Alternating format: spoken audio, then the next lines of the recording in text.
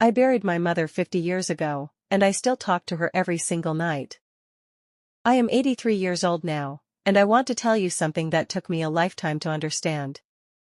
If you have a mother, a father, a grandmother, anyone left who still calls to check on you, put down whatever you are doing right now and go call them. Because one day, and I promise you this day comes faster than you think, the phone will just stop ringing, and you will spend the rest of your life wishing it would ring one more time. When I was 7, I fell out of the hay loft and broke my arm.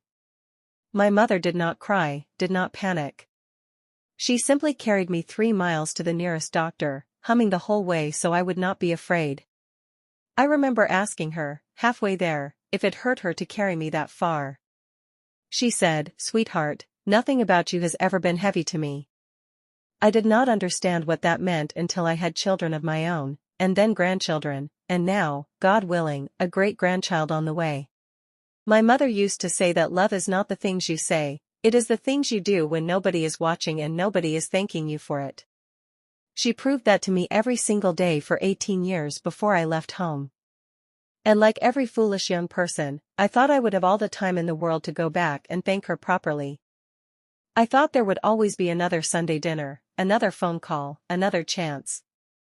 She passed when I was 31 years old, and I want to tell you, no amount of preparation makes that day easier. I had 2 young children then, a husband working long hours, a house that never seemed to stay clean, and somewhere in the middle of all that noise, I lost the person who taught me how to hold all of it together in the first place. I remember standing at her graveside thinking, quite foolishly, that I still had so many questions to ask her. What was her mother like? What was she most afraid of? Did she ever regret anything? I never asked. I assumed there would be time. That was over 50 years ago now, and not a single day has passed that I have not thought of her at least once. Sometimes it is small things. The smell of bread baking reminds me of her kitchen. The particular blue of a summer sky reminds me of the dress she wore to church every Easter.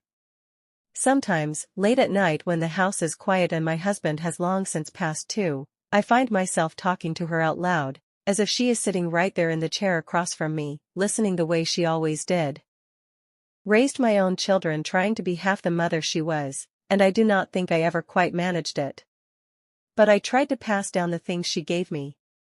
I told my children over and over that love shows up in the folding of laundry, in the driving to appointments, in the staying up late when someone is sick, in the quiet sacrifices nobody claps for. I do not know if they understood it then. I suspect, like me, they will only understand it fully when they are old themselves, sitting somewhere quiet, missing someone who is no longer there to call. I want to tell you something else, something I have learned only in these last years of my life. Grief does not disappear with time, no matter what anyone tells you.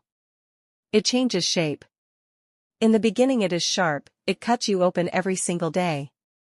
But if you let it, over the years, it softens into something gentler. It becomes less like a wound and more like a companion. I do not grieve my mother every day anymore in the way I once did, but she is with me every day, in the way I speak to my grandchildren, in the recipes I still make from memory, in the small kindnesses I try to offer strangers because she once offered them to me. I think the hardest lesson of growing old is realizing how much time we spend assuming people will always be there. We assume our parents will always answer the phone. We assume there will always be one more holiday, one more birthday, one more ordinary Tuesday afternoon to sit and talk about nothing in particular. And then one day, without warning, that assumption is gone, and all that is left is the silence where their voice used to be. I have buried a husband, 2 brothers, and both my parents in my lifetime. And if there is one truth I have carried through all of that loss, it is this: nobody ever regrets the time they spent with someone they loved. Nobody lies on their deathbed wishing they had worked more hours, or worried more about small inconveniences, or held on to old arguments a little longer. But so many people carry the regret of unspoken words, unanswered calls, visits postponed for another day that never came. I still keep a photograph of my mother on my nightstand, the one from her 30th birthday, before any of us children were born, when she was still just a young woman with her whole life ahead of her. I look at it every night before I sleep, and I say the same thing I have said for over 50 years now. Thank you, Mama. Thank you for everything you gave me that I did not even know to thank you for at the time. To anyone listening to this who has already lost their mother, I want you to know something important. The love does not end just because the person is gone. It changes form, but it does not disappear. Every time you are kind to a stranger for no reason, every time you show patience with your own children when you are exhausted, every time you choose to do the right thing when nobody would ever know if you did not, that is your mother, living on inside you. That is how love survives death. It survives in the way we carry it forward into the world. And to anyone whose mother is still here, still breathing, still capable of picking up the phone when it rings, please, I am asking you as someone who has lived long enough to know exactly how the story ends, do not wait.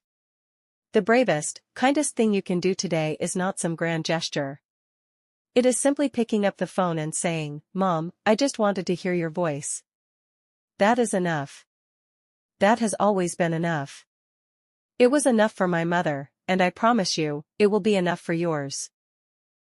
I am old now, and I have made my peace with most things in this life. But if I could go back, just once, to that farmhouse kitchen with the bread rising on the counter and my mother humming while she worked, I would not waste a single moment on foolishness.